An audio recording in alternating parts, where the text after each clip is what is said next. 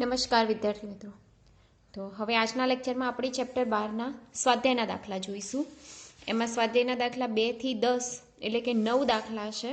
9 દાખલા ગણતરીવાળા છે એટલે જુઓ.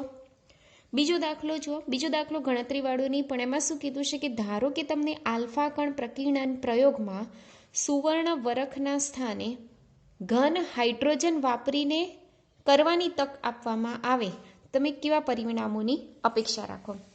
એટલે શું કહે છે કે જે રુથરફોર્ડનો પ્રયોગ હતો કયો, બિસ્મથ 83-214, એમાંથી આલ્ફા કણોની કિરણાવલી કાઢવામાં આવે છે, જેને 2 જાડા સીસાના બ્લોક્સ વડે પાતળી કિરણાવલીમાં રૂપાંતર કરવામાં આવે છે.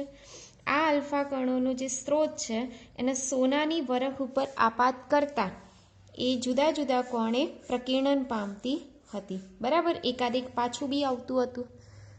હવે અહીંયા શું કહે છે કે આ જે સુવર્ણ વરખ છે જેનો પરમાણુ ક્રમાંક કેટલો હતો, 79, અને અહીંયાથી જે આલ્ફા કણનો પરમાણુ ક્રમાંક હતો એ કેટલો હતો, 2. એટલે આલ્ફા કણ એ સોના કરતાં ઘણું હલકું હતું. બરાબર. હવે આ લોકો શું કહે છે કે આ જે સોનાની વરખ છે એની જગ્યાએ હાઇડ્રોજન વાપરવામાં આવે, એટલે કે જેમાં એક જ પ્રોટોન અને એક જ ઇલેક્ટ્રોન છે વાપરવામાં આવે તો શું પ્રયોગો મળે. તો દેખીતી વસ્તુ છે કે આલ્ફા કણ એ હાઇડ્રોજન કરતાં ભારે થઈ જાય. હાઇડ્રોજન ખૂબ જ હલકું છે એટલે આલ્ફા કણ આપોઆપ એની આર પાર જતા રહે. એક પણ વિકિરણ પાછું, એટલે એક પણ આલ્ફા કણ પાછું ફેંકાતું નથી, એટલે બધા આપણને સામેના ભાગમાં જ મળે. બરાબર. તો આટલું તથ્ય લખી શકો કે જો સોનાની વરખની જગ્યાએ ઘન હાઇડ્રોજનની વરખ વાપરવામાં આવે તો એમાં આલ્ફા કણોનું દળ એ હાઇડ્રોજન કરતાં ખૂબ જ ભારે હોવાથી તે હાઇડ્રોજનની વરખમાંથી આર પાર થઈ શકશે. તો આટલું તમારે થિયોરિટિકલ પોઈન્ટ લખવાનું છે. એના પછી આપણે દાખલા નંબર સ્ટાર્ટ કરીએ. ત્રીજો આ હતો બીજો, અને હવે સ્ટાર્ટ કરીએ છીએ આપણે ત્રીજા નંબરનો દાખલો, પાના નંબર 436 ઉપર. પ્રશ્ન એવો છે કે વર્ણપટ રેખાની પાર્શ્વન શ્રેણીની ટૂંકામાં ટૂંકી તરંગ લંબાઈ કઈ છે. બરાબર. હવે જુઓ, પાર્શ્વન શ્રેણી એટલે હું તમને સમજાવી દઉં. આપણે એક સ્તરો બતાવી દઈએ, આને કહી દઈએ n બરાબર 1. એના પછી શું આવે છે, n બરાબર 2. એના પછી શું આવે છે, n બરાબર 3. પછી એના પછી કઈ આવશે ટૂંકામાં, એટલે સેજ n બરાબર 4. એના પછી n બરાબર 5. એના પછી n બરાબર 6. બરાબર. એટલે જેમ જેમ ઉપર જઈએ છીએ એમ અંતરમાં શું થતું જાય, ઘટાડો. પાર્શ્વન એટલે લાય બાપા, એટલે કે લાયમન બામર પાર્શ્વન, એટલે ત્રીજા નંબર. બરાબર. એટલે આમાં નહીં આની અંદર આવશે. એટલે એક રેખા આ થશે, પછી બીજી રેખા આ થશે, ત્રીજી રેખા આ થશે, એના પછી આપણે ડેશ ડેશ કરી દઈએ તો આ n બરાબર ઇન્ફિનિટિવ કરી દઈએ તો ઇન્ફિનિટિવ થઈ જાય. ખ્યાલ. એટલે આ વર્ણપટ કોનું વર્ણપટ, એટલે કે આ શ્રેણી કોની મળી આપણને, પાર્શ્વન શ્રેણી. બરાબર. પાર્શ્વન શ્રેણી મળી. એમાં ટૂંકામાં ટૂંકી તરંગ લંબાઈ યાદ રાખજો, અહીંયા લંબાઈ ઉપરથી આધાર માપવાનું નહીં. આ ટૂંકી તમને લાગશે કે આ છે ટૂંકી, આ ટૂંકી નહીં. આને શું કહેવાય, સૌથી ઓછામાં ઓછી આવૃત્તિ કહેવાય. જો સૌથી ઓછામાં ઓછી આવૃત્તિ થાય તો તરંગ લંબાઈ સૌથી વધારે થાય. બરાબર. આપણે તો ઓછામાં ઓછી તરંગ લંબાઈ શોધવાની છે. તો જો આ જે સંક્રાંતિ દેખાય છે એમાં વધારેમાં વધારે આવૃત્તિ છે, તો આની જે તરંગ લંબાઈ છે સૌથી ટૂંકામાં ટૂંકી તરંગ લંબાઈ હશે. બરાબર. તો સૌ પ્રથમ આપણે પાર્શ્વન શ્રેણીનું સૂત્ર લખીશું. એટલે પાર્શ્વન શ્રેણી માટે ત્રીજા નંબરનું છે ને, તો પાર્શ્વન શ્રેણી માટે સૂત્ર કયું થશે, 1/λ બરાબર રીડબર્ગ અચળાંક r કૌંસમાં 1/3² - 1/n². ખ્યાલ આવી ગયું. ત્રીજા નંબરનું આવશે. હવે ટૂંકામાં ટૂંકી તરંગ લંબાઈ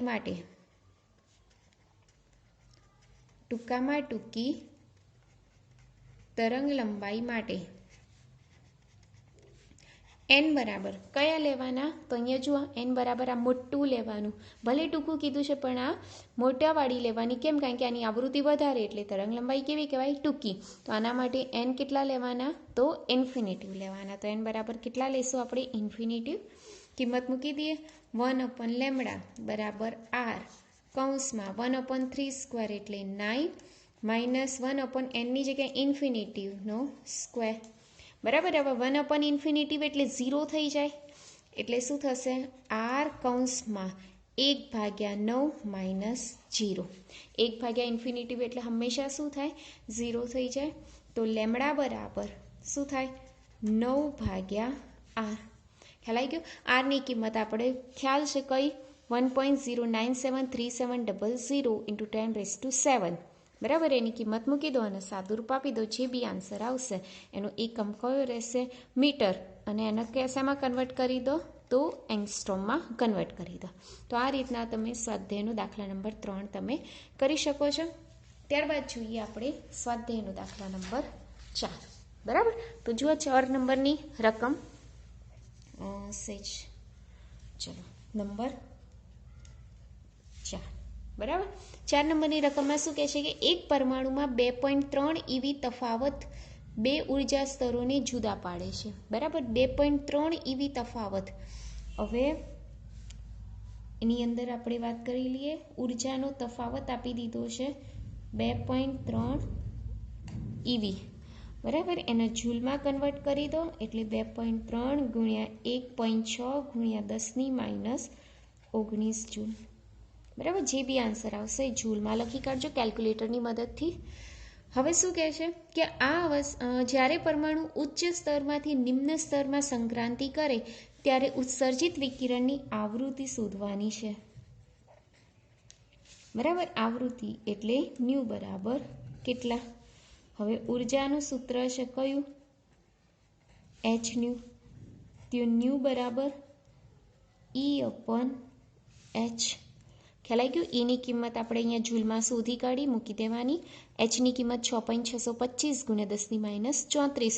જે બી આન્સર આવશે એનો એકમ કયો રહેશે? સેકન્ડ ઇનવર્સ અથવા તો હર્ટ્સ બી તમે લખી શકો. તો આ રીતના ચોથો દાખલો તમે કરી કાઢો, ગણી કાઢો. ત્યારબાદ વાત કરીએ સ્વાધ્યાયનો દાખલા નંબર 5.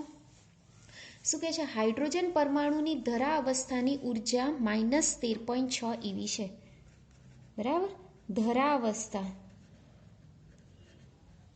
એટલે N1 બરાબર કેટલા? 1. અને એ વખતે ઉર્જા કેટલી છે? -13.6 EV. આ તો ખ્યાલ છે ધરા અવસ્થામાં ઉર્જા કેટલી છે? 13.6 EV. આ અવસ્થામાં ઇલેક્ટ્રોનની ગતિ ઉર્જા અને સ્થિતિ ઉર્જા કેટલી હશે? બરાબર. તો હવે ખાસ આના માટે એક સૂત્ર યાદ રાખવાના. જો અહીં કૌંસમાં લખી કાઢું છું કે કુલ ઉર્જા એટલે કે E, બરાબર. એનું સૂત્ર થાય છે -2x. ખાસ ધ્યાન રાખજો, સોરી, x/2. પછી ગતિ ઉર્જા, ચલો ગતિ ઉર્જા કે બરાબર માઇનસ છે તો અહીંયા પ્લસ આવશે x/2. અને સ્થિતિ ઉર્જા u બરાબર -x. આ 3 વસ્તુ યાદ રાખશો એટલે આના લગતી કોઈ પણ દાખલા હશે તો યાદ રહી જશે, બરાબર. સૂત્ર યાદ ખાસ રહેવું જોઈએ. તો અહીંયા જુઓ, દેખીતી વસ્તુ કુલ ઉર્જા અડધી છે પણ ચિહ્ન માઇનસ, ગતિ ઉર્જા અડધી છે પણ ચિહ્ન પ્લસ, એટલે કે આ બંનેના મૂલ્યો સરખા પરંતુ ચિહ્ન વિરુદ્ધ. સ્થિતિ ઉર્જાનું મૂલ્ય આ લોકો કરતાં બમણું છે પરંતુ ચિહ્ન કયું આવશે? માઇનસ. તો એ લખવાનું કે ગતિ ઉર્જાનું મૂલ્ય કુલ ઉર્જા જેટલું જ હોય છે, કુલ ઉર્જા જેટલું જ, પરંતુ ચિહ્ન વિરુદ્ધ હોય છે, વિરુદ્ધ હોય છે. માટે ગતિ ઉર્જા કેટલી થશે? 13.6 EV. ખ્યાલ આવી ગયું? એટલે આ ગતિ ઉર્જા થઈ ગયું. હવે એ લખવાનું કે સ્થિતિ ઉર્જાનું મૂલ્ય, સ્થિતિ ઉર્જાનું મૂલ્ય કુલ ઉર્જા કરતાં અડધું હોય, સોરી બમણું હોય અને ચિહ્ન સમાન હોય છે, ચિહ્ન સમાન હોય છે. આટલું લખી અને અહીંયા નીચે સ્થિતિ ઉર્જાનું મૂલ્ય લખી કાઢવાનું કે સ્થિતિ ઉર્જા બરાબર 13.6ના બમણા કરી દઈએ એટલે 27.2 EV, પરંતુ ચિહ્ન કયું આવશે? માઇનસ, એના જેવું જ. તો આ રીતના તમે સ્વાધ્યાયનો દાખલા નંબર 5 પણ કરી શકો. ત્યારબાદ જોઈએ આપણે આગળનો દાખલો, સ્વાધ્યાયનો દાખલા નંબર 6.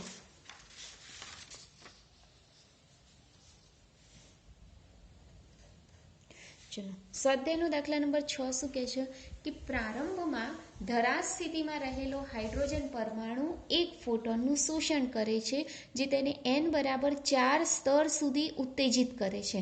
તો આ ફોટોનની આવૃત્તિ અને તરંગ લંબાઈ શોધો. હવે શું કહે છે કે શરૂઆતમાં n1 બરાબર કેટલા છે? ધરા અવસ્થામાં, એટલે કે 1. એમાંથી સંક્રાંતિ કરી અને n4માં જાય છે, એટલે કે n, આને આપણે કહી દઈએ ઇનિશિયલ એટલે I, અને ફાઇનલ એટલે કે 4. બરાબર. તો તમારે શોધવાનું છે આવૃત્તિ એટલે કે ન્યુ બરાબર કેટલા અને તરંગ લંબાઈ એટલે કે લેમ્બડા બરાબર કેટલા. ખ્યાલ આવી ગયો? એટલે વધારે આપણી પાસે અહીંયા 4 છે અને ઓછું આપણી પાસે કયું છે? 1 છે. તો ઉર્જા ઈનું સૂત્ર આપણે શું લખીએ છીએ? ડાયરેક્ટ તમે એવી સૂત્ર લખી શકો 1/લેમ્બડા બરાબર રીડબર્ગ અચળાંક R કૌંસમાં 1/ni² માઇનસ 1/nf².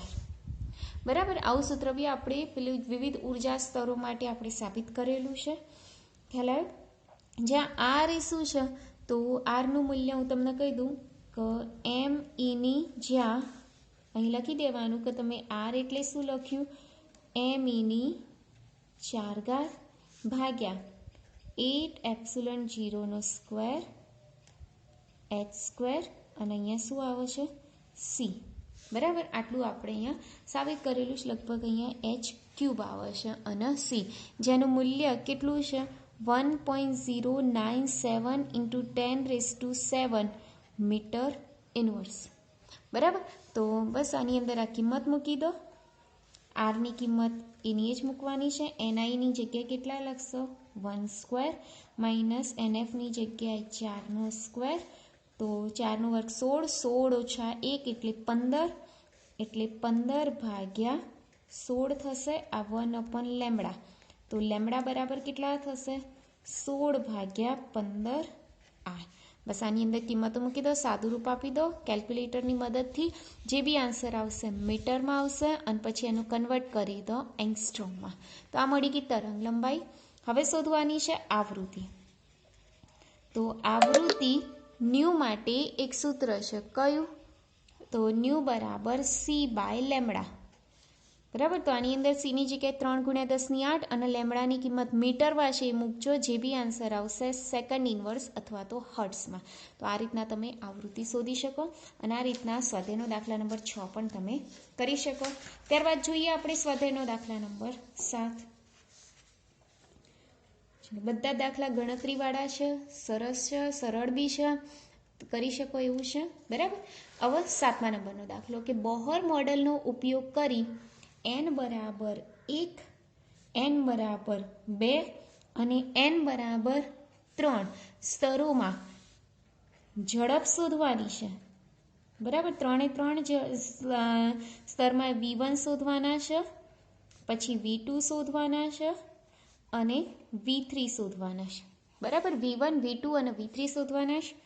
નંબર 2, દરેક સ્તર માટે કક્ષીય આવર્તકાળ પણ શોધવાનો છે.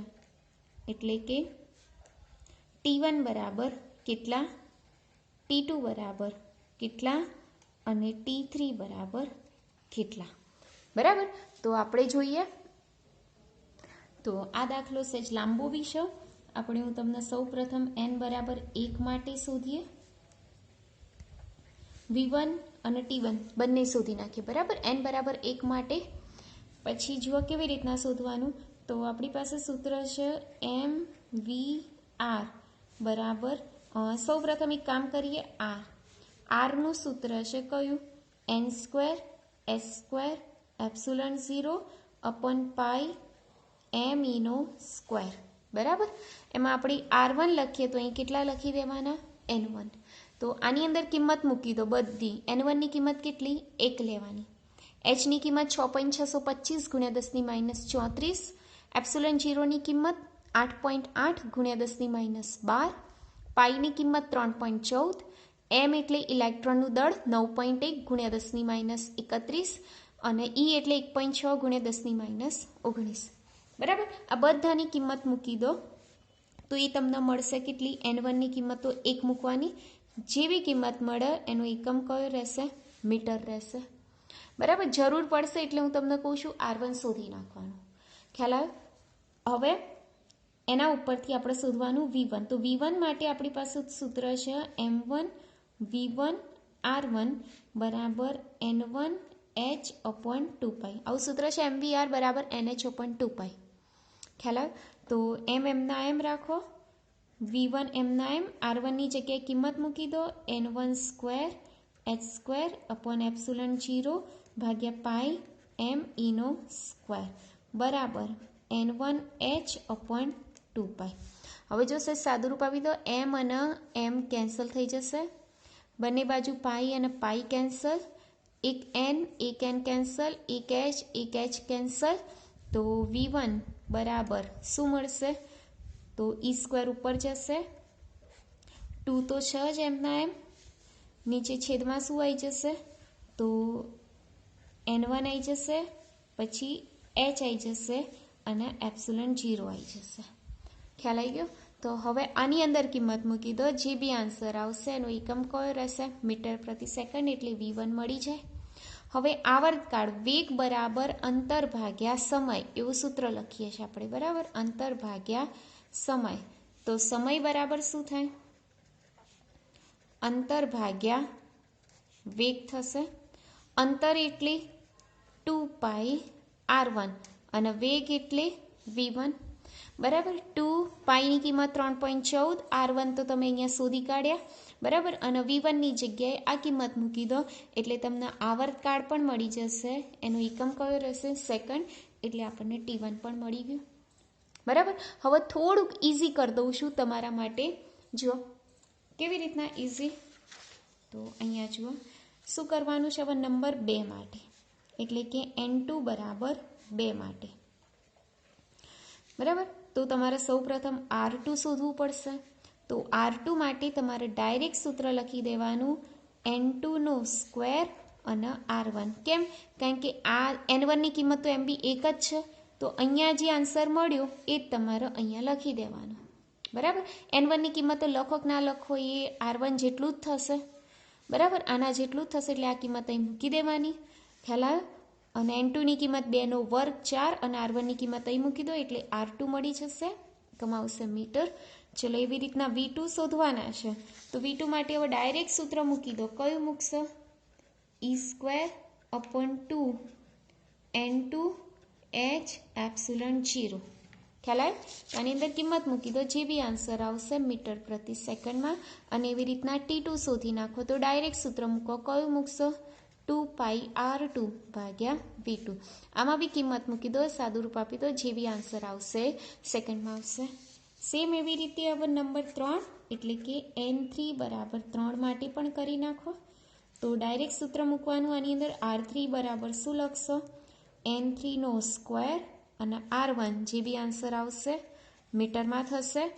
એવી રીતના v3 શોધી નાખો. સૂત્ર આવશે e² upon 2 n3 h epsilon 0. એનો બી આન્સર શેમાં આવશે? મીટર પ્રતિ સેકન્ડમાં. એવી રીતના t3 શોધી નાખો. t3 નું સૂત્ર થશે 2π r3 અપોન v3 બરાબર જે બી આન્સર આવશે એકમ કયો રહેશે? સેકન્ડમાં. ખ્યાલ આવે? તો આ રીતના તમે 7મો દાખલો પણ કરી શકો છો. ત્યારબાદ આપણે લઈએ સ્વાધ્યાયનો દાખલા નંબર 8.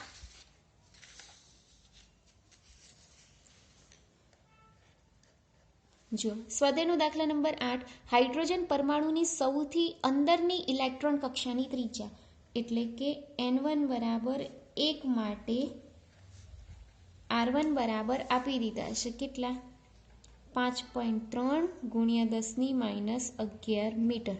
જો આનો આ જ જવાબ આના માટે આવશે, આમાં કોઈ બદલાશે નહીં. એટલે આ જે R1 છે ને અહીં તમે શોધ્યા R1 એ કેટલા આવશે 5.3 ગુણ્યા 10⁻11 જ આવશે. ફિક્સ જ હોય છે કારણ કે પરમાણુ એક જ છે હાઇડ્રોજન, અને N1 બરાબર 1 માટે ત્રિજ્યા બદલાય નહીં. બરાબર, તો તમારે શોધવાનું છે N2 બરાબર 2 માટે R2 બરાબર કેટલા, અને એના પછી N3 બરાબર 3 માટે R3 બરાબર કેટલા. અગાઉ શોધી જ કાઢ્યા છે પણ છતાંય આપણે અહીં લખી દઈએ R2 બરાબર શું થશે N2 સ્ક્વેર R1. બરાબર, કિંમત મૂકી દો, જે બી આન્સર આવશે એ મીટરમાં આવશે. એવી જ રીતના R3 બરાબર શું લખાશે N3 વર્ગ R1, અને એનો બી જે બી આન્સર આવશે એકમ કયો રહેશે મીટરમાં રહેશે. આ રીતના સ્વાધ્યાયનો દાખલા નંબર 8મો પણ તમે કરી શકો. ત્યારબાદ જોઈએ સ્વાધ્યાયનો દાખલા નંબર 9મો. હવે 9મો દાખલો સમજવા માટે આપણે એક આકૃતિ લઈ લઈએ. બરાબર, ઉપરથી જ કરતા આવીએ. આ n બરાબર ઇન્ફિનિટિવ ડેશ ડેશ ડેશ કરી દઈએ, સોરી. બરાબર, સેજ અંતર વધારતું જવાનું.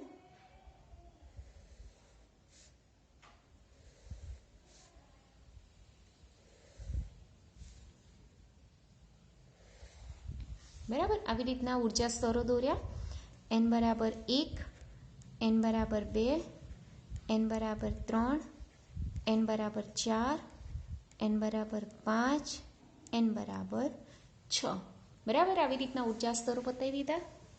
દરેકને ખ્યાલ હોય તો n બરાબર 1 માટે ઉર્જા સ્તર છે -13.6 EV, આના માટે -3.4 EV, આના માટે -1.51 EV, આના માટે -0.8 EV, આના માટે -0.5 EV એટલે 54 EV.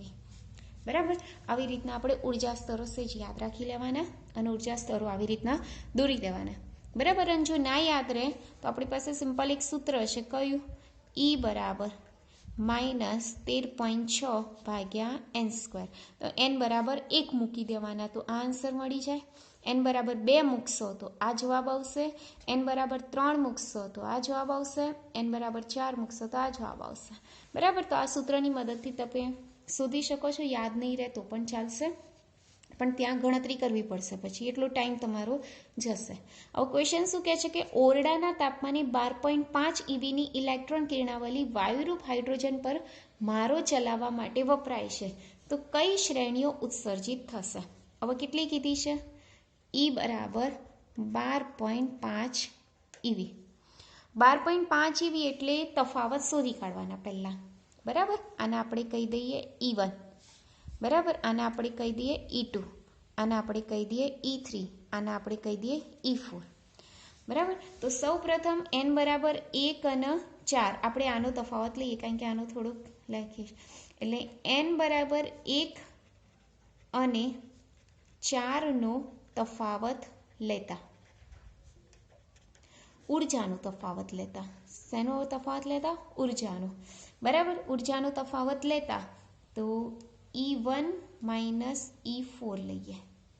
બરાબર, તો E1ની કિંમત કેટલી છે, અથવા તો E4 -E1 લઈએ તો E4ની કિંમત કેટલી છે -0.8 માઇનસ E1ની કિંમત કેટલી છે -13.6 એટલે 0.8 વત્તા 13.6.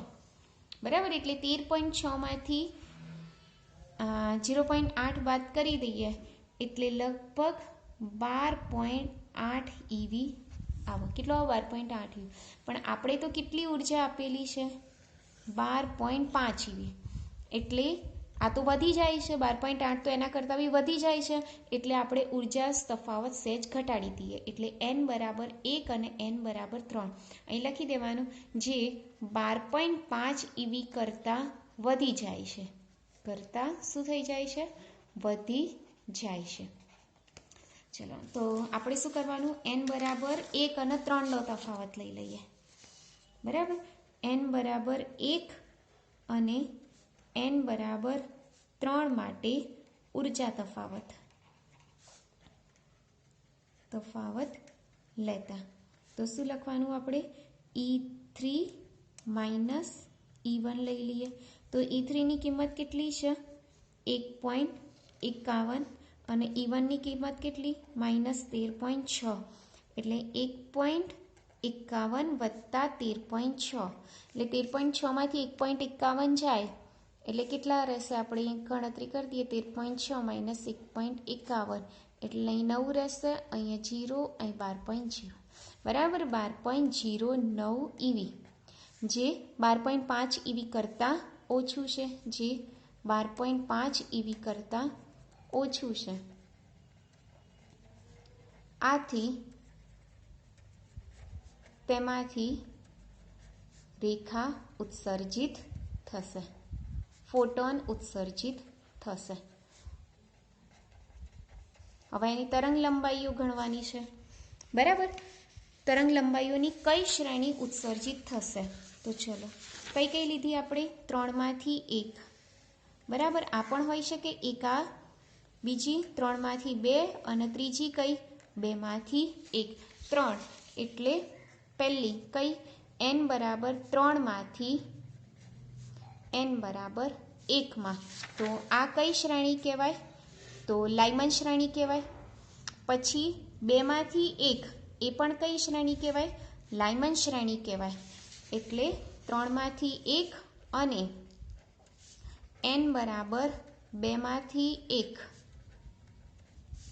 આ બંને લાઇમન શ્રેણીમાં ઉત્સર્જિત થશે. અને બીજી કઈ? n બરાબર 3માંથી n બરાબર 2, અર્થાત એક ફોટોન બામર શ્રેણીમાં ઉત્સર્જિત થશે. એક ફોટોન બામર શ્રેણીમાં ઉત્સર્જિત થશે. બરાબર, એટલે આટલું તમારે લખવાનું. અને જો તરંગ લંબાઈ શોધવાનું કે તો તમારે આની અંદર લાઇમન શ્રેણીનું સૂત્ર મૂકી દેવાનું. કયું? 1/λ બરાબર r કૌંસમાં 1/1² માઇનસ 1 વખત તમારે કેટલા લેવાના? 3 લેવાના. બરાબર, અને લેમડા શોધી નાખવાનું. 1 વખત n બરાબર કેટલા લેવાના? 2 લેવાના અને લેમડા શોધી નાખવાનું. આમાં બી બામર શ્રેણીનું સૂત્ર ઉપયોગ કરવાનું. જો તરંગ લંબાઈ પૂછવાનું કે તો સૂત્ર 1/2² માઇનસ 1/3². બસ આની અંદર કિંમતો મૂકીને લેમડા શોધી નાખવાનું, એટલે તમને તરંગ લંબાઈ પણ મળી જાય. તો આ રીતના તમે સ્વાધ્યાયનો 9 દાખલો પણ કરી શકો. અને સ્વાધ્યાયનો આપણે છેલ્લો દાખલો લઈ લઈએ. સ્વાધ્યાયનો દાખલા નંબર 10. કયો સ્વાધ્યાયનો દાખલા નંબર 10? એમાં જુઓ શું કહે છે? સૂર્યની આસપાસ ઝડપ આપેલી છે. એટલે v બરાબર 3 × 10⁴ મીટર પ્રતિ સેકન્ડ. ત્રિજ્યા આપેલી છે r બરાબર 1.5 × 10⁻11. તો ક્વોન્ટમ અંક શોધવાનો છે, એટલે કે n શોધવાનો છે. ક્વોન્ટમ અંક n બરાબર કેટલા? તો આપણી પાસે સૂત્ર છે mvr બરાબર nh/2π બોહરના અધિતર્ક મુજબ. તો n બરાબર શું થાય? mvr 2π અને ભાગ્યા h. બરાબર, જ્યાં m એટલે અહીંયા શું લેવાનું છે? પૃથ્વીનું દળ. અને કેટલું આપેલું છે? 6 × 10⁻24 kg. બસ કિંમત મૂકી દો આની અંદર અને સાદું રૂપ આપી દો. જે બી આન્સર આવશે એ તમારો જવાબ રહેશે n. તો આ રીતના ચેપ્ટર 12ના અહીંયા સ્વાધ્યાયના દાખલા બી પૂરા થયા અને તમારું આ ચેપ્ટર બી પૂરું થયું. નેક્સ્ટ લેક્ચરથી આપણે ચેપ્ટર નંબર 13ની શરૂઆત કરીશું. ત્યાં સુધી થેન્ક યુ. દાખલાઓ નોટબુકમાં ગણી કાઢજો વ્યવસ્થિત રીતે. બરાબર.